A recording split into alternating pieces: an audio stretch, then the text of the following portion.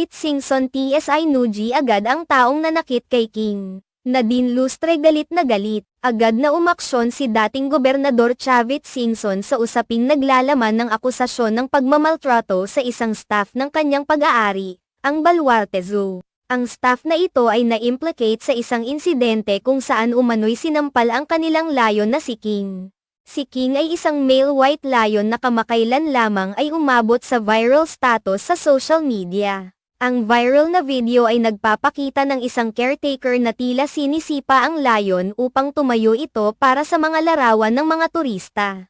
Ang insidenteng ito ay kinundena ng mga animal welfare advocates, partikular na ang Animal Kingdom Foundation, na nagsabi na ang layon ay pinagdaraanan ng pagmamaltrato. Ang mga video at larawan na kumalat sa social media ay nagpakita ng hindi kanais-nais na pagtrato sa hayop upang mas maging maganda sa mga